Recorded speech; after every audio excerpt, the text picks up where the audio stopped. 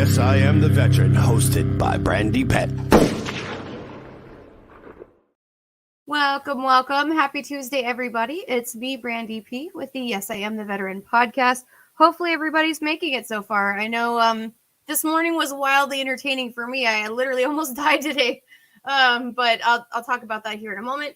But I am very excited. So just a warning, we will be speaking about medicinal cannabis and its use. We are speaking with a very special guest host, the Canncierge herself, Miss Christina. So I'm going to go ahead and introduce her now. I did meet her about, was it 2 years ago? We did a cross podcast for Seedsman Genetics, and I remember being so nervous, and she was so like amazing and how she spoke on everything. She's an amazing advocate, and I'm honored that we still are in contact today. So I will go ahead and introduce Miss Canncierge, Miss Christina. Hi, how are you doing? Hi, Brandy. Doing very well. Thank you so much for having me on today. Well, it's my honor. It's always a pleasure to have you on. You know, you're always such a wealth of knowledge. And how are you doing? I know it's been about 2 years now since we've been on something together. I haven't seen you for a while, but things are good. You know, things out here are, we've in California, where I'm based in San Diego. So here in California, we have a lot of moving parts when it comes to regulated cannabis, and it's something that is I'm very passionate about. I've personally been in this culture for over 25 years, and professionally I've been working in it for 7+. And I'm a cannabis educator, marketer, as well as advocate and staunch supporter of women in weed, and as well as an advocate for greater patient access, including for those who have served our country, for veterans, and especially because veterans like you have higher instances of so many things that afflict us after traumatic events like wars. So from PTSD to TBI to sleep disturbances to anxiety to physical pain, there are so many things that cannabis can help folks with. And for me, I'm very passionate about getting it descheduled at the federal level so that it can be have greater access for folks who need it, including those who have served our country. And we really truly appreciate your advocacy and all that you're doing, because of the fact that a lot of people, we don't realize that there's a lot of moving parts that go into reform. It's not as easy as it sounds. And to be quite honest, it's definitely a lot of information is needed. And that's the purpose of our podcast, is to educate, to empower, and to inspire. So here, it's definitely more education and just knowing your rights and just knowing how you can find these things. And so on a slightly different note, I just wanted to tell the story because I was really excited that this actually happened. So for me, you're talking about injuries. So I actually had a triple limb salvage, and I have drop foot. And so for me, falling is a regular part of my life. And usually when I fall, it's like in slow motion, basically. Like, you ever see Judge Dredd where they have that slow-mo stuff and they can move really, really slow?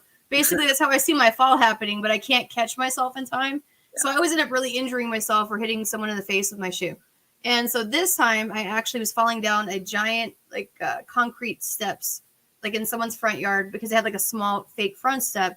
And I see myself falling. I was like, not today. And I decided I was going to try to run, like do the Running Man in the air. And it worked. So like I landed, I don't think I even hit the stairs. Like I literally hit the grass on both feet. And it was the first time I had never fallen, but my pants fell down. Like I took all the way because I've been doing waist training because I was going on a date with someone. And I was like, oh yeah. Well, my pants came right off. I was like, I'm dying inside. But I had to tell everyone that story because, we're not normal people. I'm a veteran, but you could not be normal and do all kinds of stuff. But for me, it's very much a struggle to try to, I think my biggest challenge is I convince people I'm normal. And so now I have to convince them that I'm not normal, but I'm doing the best I can with what I have left. But on that note, I definitely wanted to bring Tony Landry to the stage. How are you doing, Tony? Hey, Brandy, I'm doing great. How are you today? I'm live. I'm excited about this. Hi, Tony. I'm honored to be here with Christina and you and talking about the Louisiana Veterans Rally for Home Grow. Absolutely. Yes. And could you really quickly introduce yourself to everyone that maybe missed the podcast last week? Yes, I spent 6 years in the Navy. I grew up in Louisiana and left in '88 for the Navy until '94. I got out, and when I left in military, I had some on-the-job injuries, non-combat related, but injuries that led to some surgeries and opiate use, and found cannabis to help with inflammation and pain, and be much less toxic than some of the pharmaceuticals that I was taking with the VA. So I'm started a cannabis advocacy group here in Louisiana. And since then, I've joined some national group, Veterans Action Council, and council member on there since 2020. And we advocate.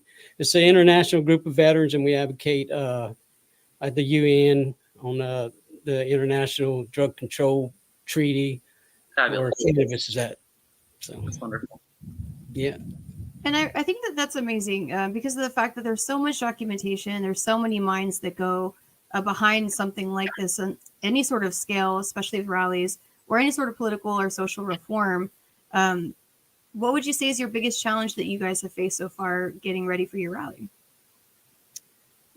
Well, like Christina was mentioning earlier, the stigma, and a lot of folks are in jobs or what have you, they just can't come out like this, like us, to a rally. But we do. Our numbers are growing. From this our third year, we've done this rally at the Capitol for plant medicine, and this year we're very excited to have a bill to push. And there's a lot of hemp industry advocates that are joining forces with us, and harm reduction. We've invited some harm reduction advocates. So cannabis and I think they're all kind of this big gumbo of advocates that really work well together. So. Now, what's the state bill called? It's HB 707. Representative Jordan, he's entered this bill, filed this bill past several sessions, and we glad he didn't file it last year, but this year we're glad to have it. And I think it's the right timing, with Louisiana's medical program being, kind of very inaccessible to veterans. I think this is going to be the quickest method. We can, be planting seeds by August this year when the legislation takes effect. So it's really going to be a quick help for vets. That's fantastic. Absolutely. And you were talking about cannabis before a bit on the last podcast we had you on, but I wanted you to talk more about it today. What are some issues that veterans or people that are trying to access medicinal cannabis are facing in the state of Louisiana that you're advocating against? The main issue is the cost. The whether it be the long distance to travel to go from one of the few dispensaries in the states, or the cost because there's not a lot of competition. We only have 2 growers. So, and then when we go into just what the 2 growers are doing, like certain patients might need a certain strain that works best for their ailment. And it's kind of hit and miss when you go into the dispensary, whether they're going to have the strain or not. Like the Rick Simpson oil or full extract fecal oil, which cancer patients use a lot of. I haven't seen any of that available in dispensaries. So they sell a lot of flour, but yeah, just getting more retail outlets to where we have 1,500 pharmaceutical CVS and different pharmacies in the state, and they don't hesitate offering a new license to one of those pharmacies. And the opiates, the legal drugs, are what's killing people. Opiates and alcohol.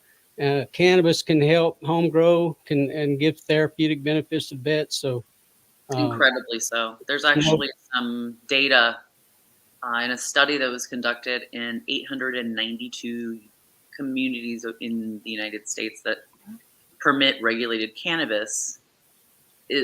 When there's 1 dispensary per capita, there's a 17% decrease in opiate overdoses and deaths, which from a statistical standpoint is a very large amount. So you can see it's incredibly important for humankind to have access to this plant. And there are also reasons why we don't have access to this plant. And I think if you're able to give folks a vocabulary to ask for what they want, give them examples, and for them to understand why it is in the position it is right now. So I hope I can do those three things for you today. So to give you a little bit more of some phrases and some ideas about why it's in its situation, and some examples from California. You know, we're not perfect. Cali's got a lot of problems with regulated herb. We've had it was deemed medically, legal in 1996 with Prop 215, and that's like when my life started with herb. My friends have older siblings, and they all grew weed. And San Diego is a very, very I would say closed, because it's been a trap market for a long, long time. So people who have been in the unregulated industry are pretty close they keep things pretty close to themselves, because it's been, people still get raided here for code violations. And there's only regulated herb around maybe 40% of California communities. Really? So 60% of Californians do not have access to regulated herb in one of the most legal states in the union, right? So yeah, and I think that's a common misnomer, right? Like people assume because it's legal in your state, yeah, there's a lot of assumptions. Yeah. It's a lot of just assumptions, when there's actually a lot of issues. So I am in a position where I've grown up with people who are legacy growers, people who have done a lot of time, frankly, to get to a point where this is a $1 billion industry. So on the backs of those people who are still living, who are still in jail, there's 44,000 cannabis prisoners in America. Wow. So, and those are on nonviolent weed offenses. So that is wild. Yeah. So here in California, to understand that legal is, that word needs to be in quotes, because it's really like there are so many nuances in every single state. And then when you dig down, in every municipality of that state, every zip code, they're going to be a little different. Yeah. But the reason why herb is illegal in this country is, because the pharmaceutical, the pharma to prison complex is very strong. And the United States government has had a patent on THC since 1973, because there was studies done, and it's actually, THC is a bronchodilator, so it's very helpful with the lungs and to open up lung passages and the bronchial pathways. So they figured out, this works better than albuterol for asthma. Let's patent that. So keep in mind that they've had a patent on this for 50 years, and it's just restricted to our states. And that is because of the pharmaceutical lobby. I mean, like, they've got a huge clutch on our elected leaders literally in any party. But it's such that, there's a reason why CVS has so many stores in Louisiana and there aren't as many dispensaries. So like, that is just like, you can lead people to understand a little bit more and to notice things, and to realize that every single one of us has a potential to change the situation also in our there's one, so you guys have HB 707, which is a great name, because HB 707 to me in California, one of our our actual capital of cannabis cultivation is Humboldt County, Northern California, and my zip code is 707. So I just had a little chuckle when you said HB 707, because to me it's very close to my heart, because it sounds like Humboldt 707. So that's a fantastic thing. You want to make sure that stakeholders, voters, have that name. They know what HB 707 means, and they know to ask every single elected official that they're talking to, what is your position on cannabis?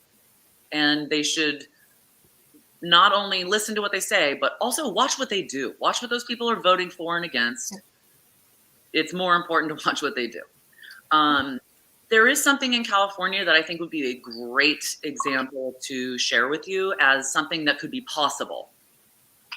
It's called SB 34 in California, and this is a compassionate donations cannabis bill. I've heard of this actually, especially with the veteran community. Yeah. Yes. So there are regular SB 34 drops. So cannabis cultivators, brands, dispensaries can gift cannabis to veterans with correct documentation. They bring their ID and stuff. And it's they are able to give them a lot of weed for their medicinal use for free. And it is a huge help. You know, I go to a lot of these because I have a lot of friends in the veteran community, and obviously I'm in the herb industry, so I work with a lot of the people who are buying, growing herb as well. And every single veteran that comes to one of those drops is so thankful. You know, this is not something folks should take lightly and think that this is all fun and games. Frankly, there's nothing wrong with wellness being fun. But, you know, I see a lot of people walk up with crutches or obvious physical injuries, but a lot of those things are invisible. And, you know, we should trust people to know what they need medically. And this plant is so gentle. There's so few drug interactions. And, you know, when you, I posted something recently about talking to my doctor about weed. And, you know, my doctor is a client of mine. I've been going to her a long time, and I have no problem talking about it. But I have great privilege because my friends who are veterans, they're like, we can't talk about that at the VA. Absolutely. And that's a big issue. And to me, that is so preposterous, considering the level of drugs that are dispensed every day at the VA, which is right next to my house. You know, what's kind of funny, though, is like, for example, there are Schedule X medications that are out there. For example, blood thinners, which I have to take. I make the joke that I'm so evil I have to poison myself every day to live, which is actually true because warfarin is actually rat poison. So we literally have prescription medication to poison rats. And if my dog were to eat it, she would die, literally. And it interacts with everything I take, everything. And I deal with it all the time. And it's something, you know, I had arterial blood clots. Like, they're like, nope, you're dying on it. Like, but, you know, people don't realize that there are actually prescribed medications that can be quite damaging. And we don't really realize it. Like, we actually can prescribe, like, nuclear medicine. Like, that's a whole thing. And no one is really, like, understanding that there are all different types of alternative medical treatments. So we should really have an open mind when it comes to different treatments, because it may be something that works for you, maybe something that works for someone that's close to you, you know, and being knowledgeable and understanding of it rather than stoking fear or, you know, misnomers is definitely important. And I apologize, Angie, we have not introduced you yet, but I did want to quickly introduce Miss Angie. Hi, Angie. How are you doing? Hi. I hope my audio is a little better now. Yeah, we can hear you. Yeah, you got a bit of an echo. Okay, fine. good. Do you want me just to do like a little intro? Yes, please. Just like, you know, who are you? LAMMJ, and I've been volunteering with Tony for 3 years now. You know, it's just been great sort of meeting people who care about this. They're passionate about it for either a family member or a friend, you know, or for themselves. So it's kind of like a little family after a while. You know, you meet people and you kind of get to know their story and, you know, why they're medicating with medical marijuana or cannabis. And I don't know, it makes, when advocacy gets hard, I guess it's good to have friends that kind of help you, you know, when you need a little break from it. Because it's hard on your psychological part of your, I guess, because you're recalling a memory that's not fun. And so the part of advocacy, I guess, that LAMMJ, I try to, I guess, help organize is kind of a community around it. Because, you know, like y'all said, the stronger we are, the more numbers we have, the stronger we'll be. Yeah, absolutely. Yeah. And absolutely. just forming like a coalition with people who have been doing the same kind of work, reaching out to folks who are advocating in long legal states, because we're still out here, like my friends are still fighting to grow at home, and it's still a huge problem. But folks like me and other people in California are generally always up to help, because like when someone is in the cannabis community, if you use herb for whatever reason, there's kind of like an instant buy-in. When you kind of meet somebody, you're like, oh, you smoke weed, okay, well, Right. we have a lot of the same belief systems, so you can kind of gauge somebody from that alone, honestly, which is not always the case. But cannabis is a wonderful catalyst for bringing people together, and it's something that most advocates will always help another advocate, I would hope. So Absolutely. yeah, I think this is such a fantastic thing you're doing in Louisiana. That is not easy, and especially when you have such you guys just had medical go within the last couple of years, right? Well, the law was put in effect in 2015, and they had came back and revised it because it had prescription in it, and we didn't get product until 2019, and then we didn't get flower until I think 22 or something. Yeah, when I was there was no flower in the stores. Yeah. And there were very few shops. Like I had to drive hours. Basically, you're in Texas, or you're trying to say? I actually won't. I won't travel to prohibition states. Like I was telling Brandy, like I would love to go to Texas because it's beautiful. I have friends there, but I won't travel to a state that's prohibition or that doesn't give me my bodily autonomy as a female. Like I just can't. I can't deal with that. That is not okay. And I don't want to be arrested for traveling with my medicine like that. And I will not travel without it. So especially. Like I won't go to Asia with weed, but or Germany. Don't do that either. So it just I have too much at stake, which is such a bummer, because you know what, you can't drive across the country. You can almost drive across the country without breaking the law, but the land bridge, the whole land bridge, but. It's inevitable. The thing about weed is it is absolutely inevitable. 75% of Americans are like, yes. And we can't agree with anybody. Like 75% of the Americans don't agree about anything, So like the fact that everyone's like, yes to weed, I think it's like 77%, So it's inevitable. You see 38 states with clear pathways or established medical or rec programs. So for me, somebody who's been in this a long time, I'm not really waiting for the feds to do it because they'll just kind of F it up.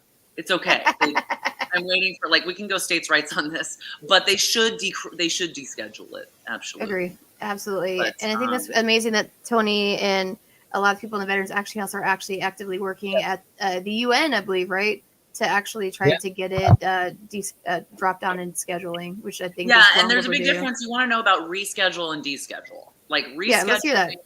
There's good things and bad things about both. Personally, I think it got to be a deschedule. It's just got to be descheduled. It cannot be treated like pharma. It cannot be treated like alcohol. It can't be treated like sugar.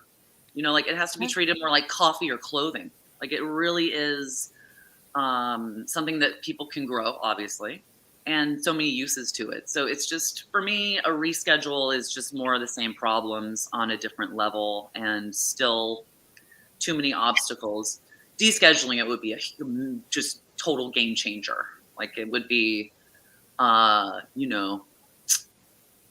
opiate folks would be real pissed, but who cares? Like I personally, there's a place for pharmaceuticals, but opiates and what this country has going on, we desperately need this plant.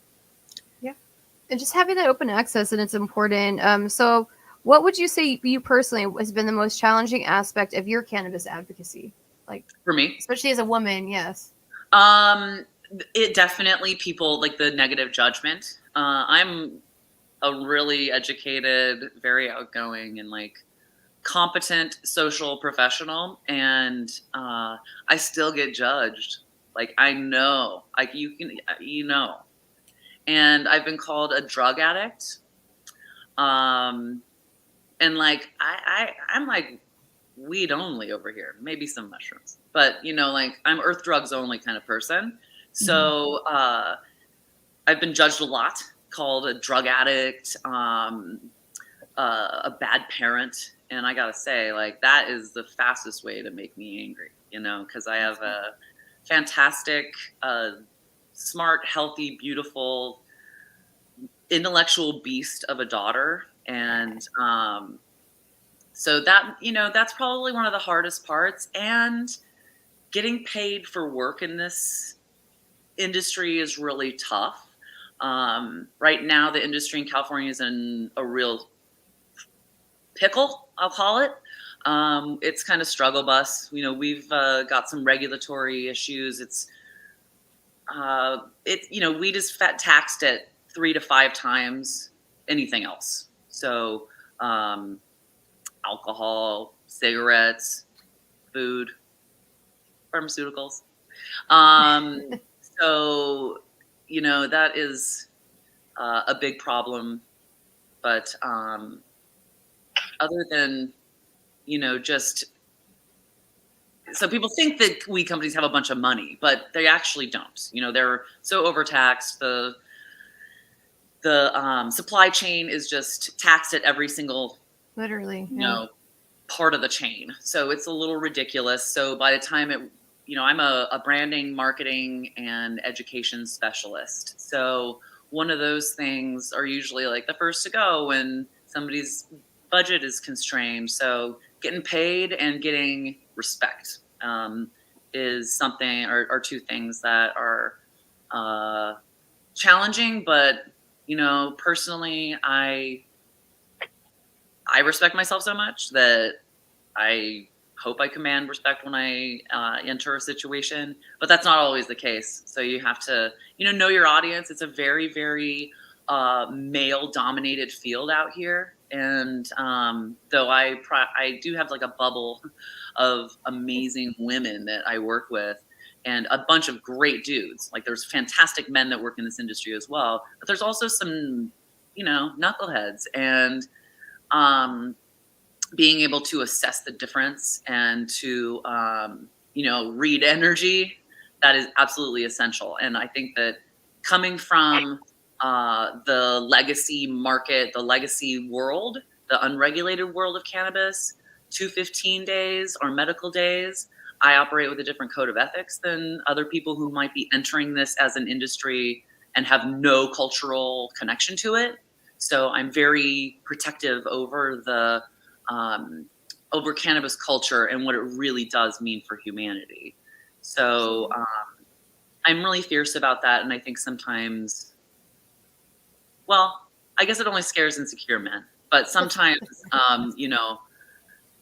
I'm told like I'm just like too much. So I get told that all the time. I get that. Yeah, that's why we're friends. Yes. Yeah, accept my weird or don't, but don't waste my damn time. That's how I feel about it. But at the end of the day, so I wanted to ask Tony, I apologize for interrupting you. Can you tell us a bit about your upcoming rally in Baton Rouge and how we can support? Yes, absolutely. Okay, excuse me. The rally's March 11th, Monday, March 11th. We're going to start out about 8:30, setting up tables in the Capitol Rotunda, which at noon on that day, the governor will wrap the gavel and start the 2024 legislative session. So after we set up the tables at 8:30, we've gone out to Veterans Memorial Park, which is actually an old Civil War armory where they kept gunpowder for the cannons to protect Baton Rouge there. So there's a monument you can see behind me. I'm standing in front of the Veterans Memorial Monument, and we'll have speeches right there beginning at 9. And then we'll take these flags have a flag detail to lead the rally to the Capitol steps and take some photos and interviews there, and go inside at around 10, between 10 and noon, where the stuff I love the best is interacting with our politicians. And Yes. as they come in to start the session, we mention the bills that we're in support of, and it's a really fun time. So I hope anybody is able to come out. You know, you don't have to be a veteran to attend. You can just come on, support veterans, and if you support veterans health, then you'll support our right to home grow medical cannabis. So Absolutely. Well, I really admire what you're doing. It's advocacy is hard, even in a place where it's like accepted here in Cali. So doing it in a less developed area is so much harder. So I just want to give you both your flowers, because it's really good job. Like every day you're doing a really, really wonderful thing for your fellow Louisianians and Louisianians. Yeah. What's the term? I don't know. Yeah. But you're doing I want you to know you're a freedom fighter. And the first time somebody called me that, I was like, stop. But it's true. You're fighting for the freedom of a plant that has been maligned and used for millennium, and still no one has died from it. People do get life from it. So you're doing really, really wonderful work. And when you feel downtrodden, just remember that. Remember you're a freedom fighter. Thank you, Christine. That means a lot coming from you. Thank you. You're welcome. You're welcome. It's true. Yeah, I love it. Thank you. I don't know if my mic's messed up still, but just wanting to say thanks. It's working. Yeah, you're good. So Angie, is there anywhere that people can go to kind of support if anyone is maybe interested in sponsoring, or if anybody maybe wants to just find out the details about where to go? Where would people that are interested may want to go? Let me see if I can mute it.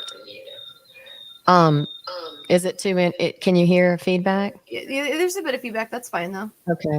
Well, we have a lot of information on the website. If you go to www.lammj.org, you'll see it there. And we have like all the speakers that are going to be talking that day, their backgrounds, any links to any advocacy organizations that they're a part of, like the Guitars for Vets on your name, for example.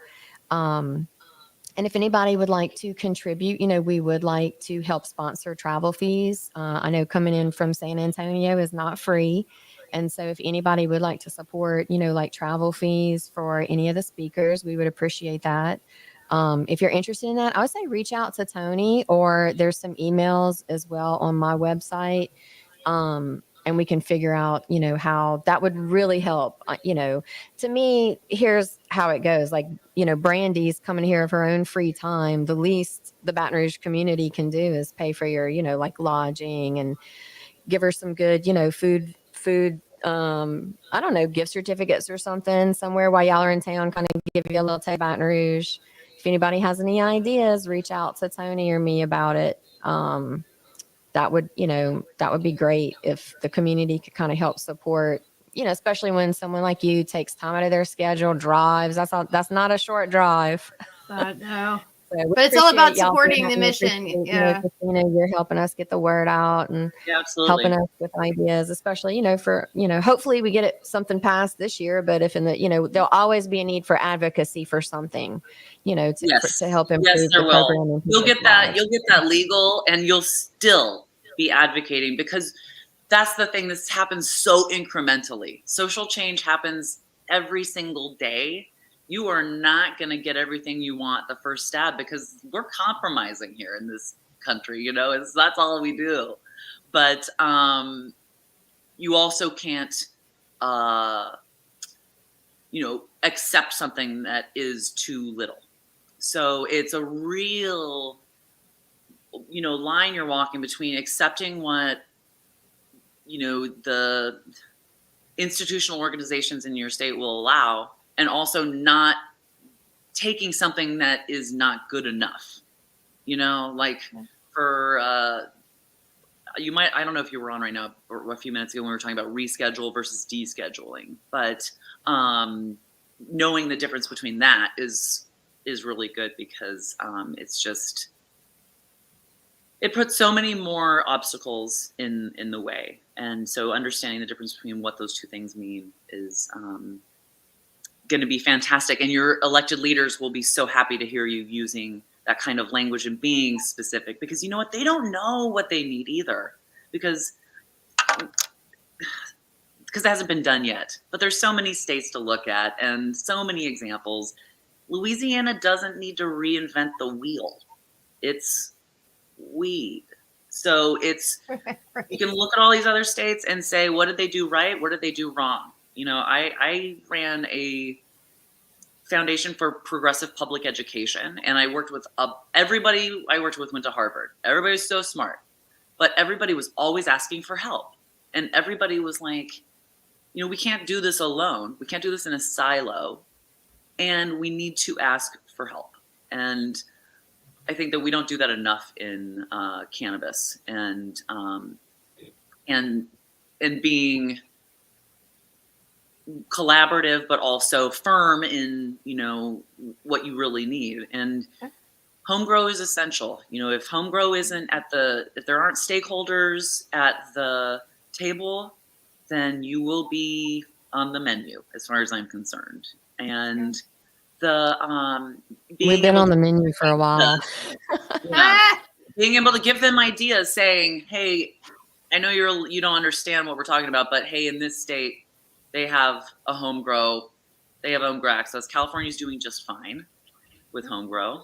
And you can say, hey, look at SB 34 in California. You know, that's the Compassionate Donation Act to gift cannabis to veterans. Ohio too. They just legalized, and they can donate, I think, up to 6 plants in Ohio. There was an article recently. They got farmers markets and things. Yeah, they should be able to donate every type of product. Yeah, definitely. You know, while people should grow, I mean, I think everyone should grow. You can have 6 here in California per 21 and up in your household. And there's like a few little rules, but it's very, very easy to do. And but having access to all the types of prepared medicines, especially like Tony was talking about RSO, that is a major, I mean, that is such an important product, both for internal medicine and topically. You know, it kills melanoma. So like that should be like one of the number one things if it's a serious medical program, you know? Yeah, they have it occasionally, but there have been shortages for it, and the price of it is ridiculous. Like we pay $100 a gram. That's why? ridiculous. That is ridiculous. It's 25 in some That's markets. like where's the street prices? It's ridiculous. No. Yeah. And then you pay tax. Yeah, that's terrible. One day we will have interstate commerce, and you'll see it happen on the West Coast, and it'll happen. I mean, the thing is that there's so much California weed on the East Coast because, you know, the demand is huge. The demand is huge. And Americans are going to get the weed they want. It doesn't matter. You know, they're going to, people will. I mean, if we can get California wine, we should be able to get California marijuana. Thank you. From the Green Triangle, even. Like, dang. I mean, some people might like Vermont cheddar. Same thing. It's just thank you. Exactly. It's an agricultural, it's a cash crop that is so easily grown at home. Like I have a bunch of little babies in my house right now in a little tent. I saw the picture. I was like, they're so adorable. Yeah. So I wanted to ask a question. Actually, I apologize. So I know I asked Tony and Angie last week, but we're in an election year. How can we find our federal and state representative for cannabis access and legalization? Like, if we weren't to know, like, you know, who is representing what advice would you give to someone that maybe doesn't know how to go about trying to find, you know, do you know who your herb friendly leaders are who are on the well, not everyone does. Like a lot of people, when they start from knowing nothing about like who to reach out to. So the question is basically just for someone that's starting at zero that doesn't really know anybody. Like, what are things that they would maybe keep in mind, or like, is there a way that they can go to like the state representative's page and look for certain nomenclature to basically like identify like this is what they're saying basically, because a lot I of would say times the ones that have at least current bills related to marijuana, like Representative Jordan with this one with the home grow provision, Representative Newell. Prior years we had Representative Marino. Look at but not all, just because it's marijuana legislation doesn't mean it's patient friendly. So No, yeah, exactly. that's one reason Tony kind of breaks it down for everybody. I always find that very helpful. Now tell me, those three elected leaders you just mentioned, do they belong to the same party? And if so, which party is that? I'll let Tony jump in. That's like, I don't know. I think they're mostly Democrat. There was an independent as well, but it's a lot. There's been a lot of changeover, and I think a lot of people are scared to support it because the leadership of, is part of the monopoly. So if you're supporting patients, you're kind of going against the monopoly. It shouldn't be like that. Number one, because home grow really doesn't interfere with monopoly profits. It's like 1 or 2%. It doesn't. It's like It's a drop in the not even bucket. that much. So Not this whole really. argument about that is, to me, futile, because they're still going to make their hundreds of millions. This is just going to allow the patients who need it the most to be able to access it and to grow their own specific strains. And seeds you can send anywhere you want in the world. Just FYI. I was always wondering about this. Even I'm the glad you most said it. silly, like it's so silly. So it does seem to me that people who are on the Democratic side are probably going to be a bit more open to things of this nature, considering what has happened on the right. It's kind of like dedicated to a person, not an idea anymore. And I've found, at least here in California, there aren't a lot of Republicans who are doing much good. And also, there's Democrats who are pro-cannabis, but also have their feet in with a bunch of corporate weed growers. So I have to go with that person, and I'm not like a big corporate weed person, but for us to have greater patient access, I'm going to take that small win. Because we're not against dispensaries. We need more dispensaries, not less. They're not the enemy. The enemy is restricting it to the point where nobody can afford it. That's the problem. And it's not even helping them when they're buying it. The more competition, the lower the prices get. It's just the nature of, the free market. But when you restrict the market to one lemonade stand and one lemon grower, of course the lemonade's going to be $300 a glass, right? Yeah. Yes. And it will be a huge economic boon for that state. So your leaders should also recognize that it is also a huge economic issue. It brings in a ton, billions of dollars. So it brings in tourism. It brings in straight up tax dollars. Then it brings businesses into Louisiana that wouldn't normally be there. Some that will be predatory and then some that won't, So my advice is for folks in your position to look at the West Coast, look at all these states out here, look at Washington, Oregon, and California, Arizona and Nevada, and see what they've done right and what they've done wrong. Because there are things like in Arizona, everything's vertically integrated. Everything's done in one house. That means they grow it, they sell it, they have a license for everything. That's not always the best way to go. But, maybe Louisiana will do something, will take the best parts of everything everybody else has done and make headway that America can look to and say, look, they're doing this here. We can do it here in Kentucky and Arkansas.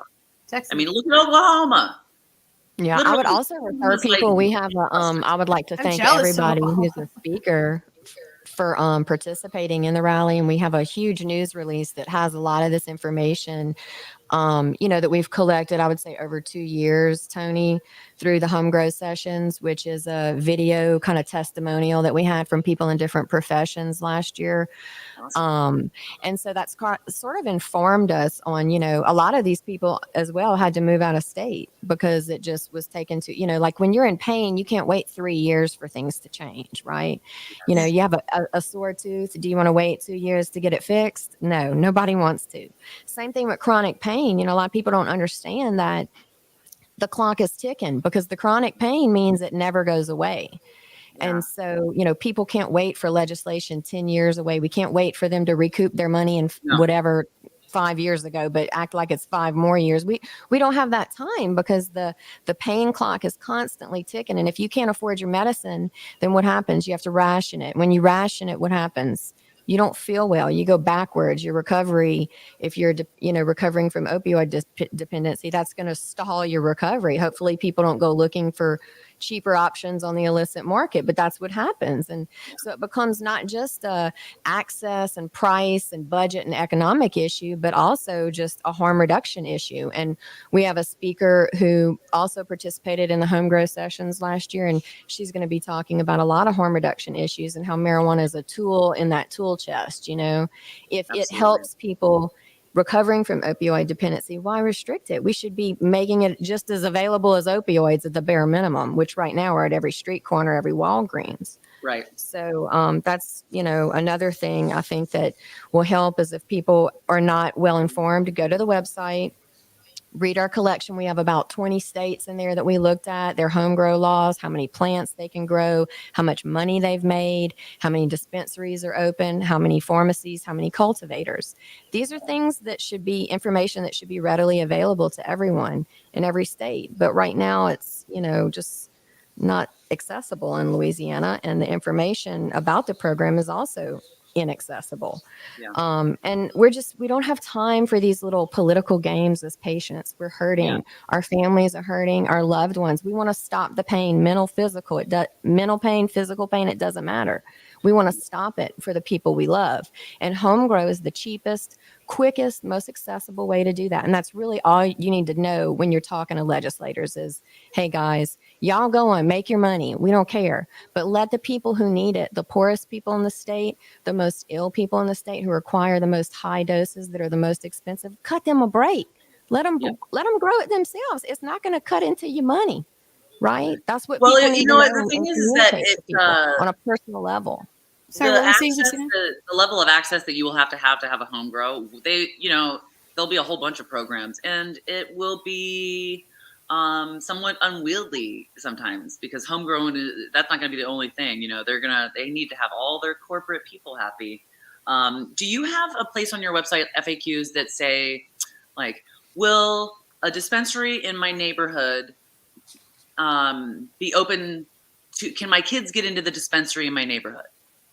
Like when people are afraid of having regulated weed in their neighborhood, because I sit on a lot of city planning, and people are afraid that kids are going to be able to get it, or there's going to be criminal activity. Yep. And I have to say, it's like the biggest, it's a worry among a lot of people who are very, very outside of cannabis. But when they understand that when a license holder has a dispensary, they've spent $1.5 million getting that license. There are 2 tiers of security to get into the place. There's 24-hour security and lights and everything all the time at every dispensary in California.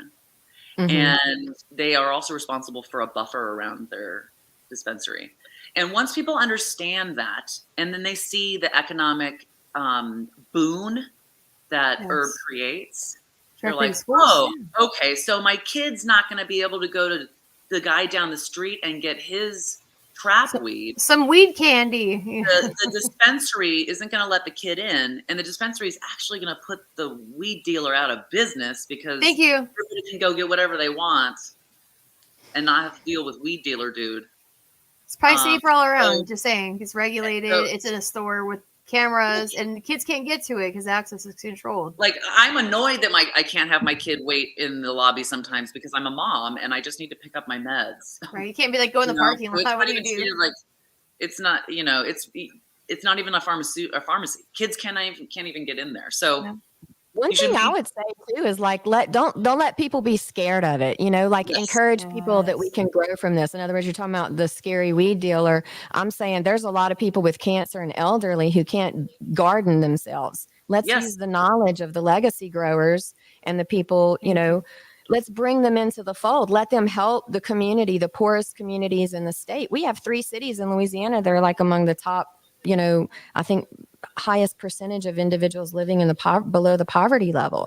I mean, these people need help. A lot of those people have medical conditions. A lot of people are broke because of their medical conditions, right? We don't need more bills. We need less. Yeah, absolutely. And that's another harm reduction aspect, is that bringing people in who have been, who have actually suffered as prisoners of cannabis. They should have the first stab at licensing, and if they should be able to be in this industry first. People who have suffered because they've helped incrementally get us to where we are right now. So you make. I know New York and Michigan seem to have done fairly well with how they, maybe not how the program rolled out, but how they tried to involve different levels other than just corporate weed bros. Yeah, social equity is like it's a hard thing, but it's absolutely necessary. Absolutely necessary. Stakeholders have got to be involved. Real stakeholders, especially those who have been imprisoned or are having significant issues with their life because of cannabis. Just trying to use cannabis. Literally. And thank you so much for coming on today, Christina. If anyone wants to follow you or check your stuff out, where could they go to find the Canncierge and all her fun adventures? Absolutely. So the Canncierge, TheCannierge, theCannncierge.com is my website. I do a whole bunch of stuff with consulting, individual workshops, speaking. And then my Instagram page is a little bit more fun, but I do try to keep it educational as well, Canncierge. And again, Christina Cassidy out here in San Diego. And I would love to be involved more. And I can't wait to post some more about your website, Angie, and Tony. Your work is just phenomenal. And if anybody has any questions for me, just drop into those DMs or shoot me an email. Awesome. Thank you. And I kind of told the story before we had you come on, but I met Tony Landry the day that I interviewed 2 Live Crew, right? Yeah. So poor Tony's reaching out to me again. He's probably cringing on the inside going, I wanted to be a speaker. And he's like, not again. Oh, no. We're so excited to have you, Brandy. It's amazing that you're committing your time here in Louisiana to help us get home grow, and we really appreciate Yes. I had an international photographer take the photo that night. So it was dark. I didn't think that picture was going to turn out. But yeah, he's Air Force, actually. Mr. Mix is Air Force. And they're very big. And they actually donated their after performance set that they performed at that night at Spike Hard to homeless veterans in Louisiana. So I thought that was really cool of them. But I always had to tell the story because no one ever knows that Mr. Mix is Air Force. And we served at the same place together. Well, we were at the same time, but we were at the same place. And we didn't know until we were mid-interview. It was actually pretty funny. But honestly, you never know where you're going to meet people. And the one thing I truly love about this podcasting journey that I have wildly decided to embark on is that, a lot of people come back. And I love that I've been able to have an amazing network of truly knowledgeable individuals that, I can put together for a podcast, kind of like what I did today. Christina, thank you again for coming on. You're a wealth of knowledge. And Tony, it's always fun to give you a hard time. And Angie, the woman behind the man with the plan, it's a lot going on. But yes, I will. My 1.5-legged ass will be there. I'll be speaking at this event. I'm quite excited. I'm debating if I want to lace my leg or not because I don't want to freak the politicians all the way out, and I need a dry run before I go to the White House. Doing red, white, and blue, baby. Yes. Or Rastafari colors. That would be There hilarious. you go. Hey, like, make it like a In honor of the Rastafari Bob business. Marley movie. Yeah. Yeah. I need to make it business professional. Like I need to get like a jacket with it, so it's like no one can say anything, but it's you're like nice. She smokes. Like Exactly. If you know, you know. there you go. Exactly.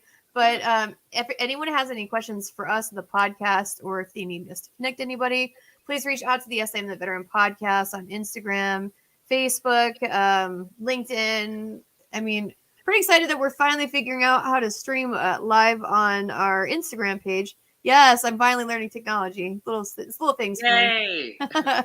But please reach out. You know, there's as much as I'm gonna like regret saying this, there's no stupid questions out there. You know, I mean, sometimes Marines ask dumb stuff. No offense, guys. I had to give you a hard time. But at the end of the day, you know, it's about education, you know, and for us, we don't usually cover the topic of cannabis, especially medicinal use. But I mean, educating and empowering, inspiring is what we do. And it absolutely is in our wheelhouse.